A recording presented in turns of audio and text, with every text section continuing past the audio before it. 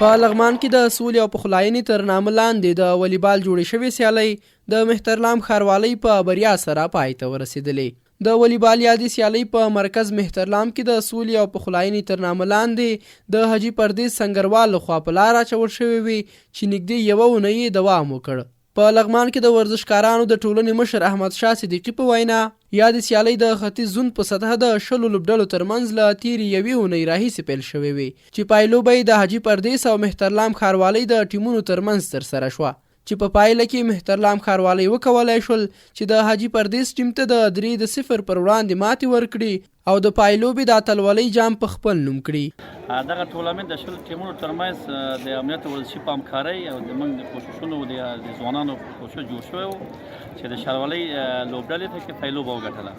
د یادونې وړ ده چې د داسې سیالیو پر مهال ورزشکاران په ښه ډول کولی شي چې د دایمي اوربند او تلپاتې سولې لپاره خپل غږونه پورته کړي.